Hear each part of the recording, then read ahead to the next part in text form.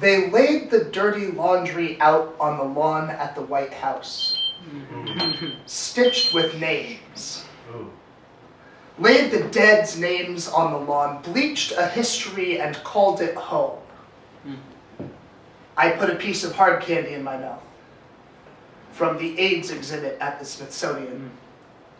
Walt Whitman said, "Give the soldiers candy.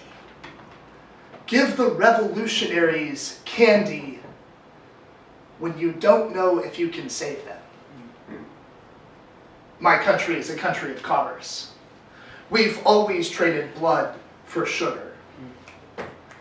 It's 2024, and the day Biden pardons his son, they lay the AIDS memorial quilt out for the first time on the lawn at the White House. Do not stand at my grave and weep. I am not there, I do not sleep. This poem appears on square after square, attributed to Anonymous. But I know that poem. I know its attribution to Emily Dickinson. No, a quick Google search reveals Mary Elizabeth Fry. It's 2024, World AIDS Day at the dawning of a second Trump presidency, and I'm mad that the makers of the AIDS quilt failed to look up who wrote that poem and cite it correctly, because there is so much we do not know going forward, but we know who wrote that poem.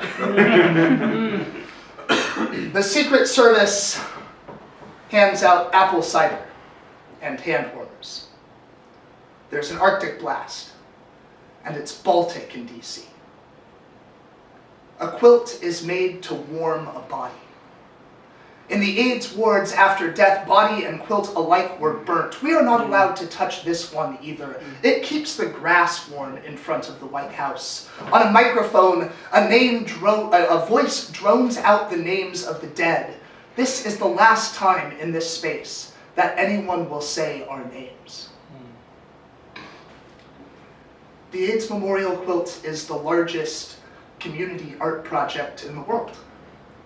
It is made from dead men's clothes, stitched and hemmed by the lesbians who cared for them and watched them die. I wonder, am I wearing the outfit they would have hacked and hemmed for me?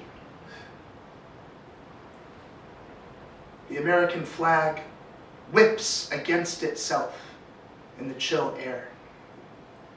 We stand on the lawn and cry, my lover and I, both too young to remember the dead, old enough to know the living. We take our PrEP, the blue pill that ensures that our sugar will not end in blood, and insurance covers it, at least for now. We talk about the future and believe there is a future for people like us. The night before the White House, for the first time in weeks, he wants to have sex. But I get too drunk.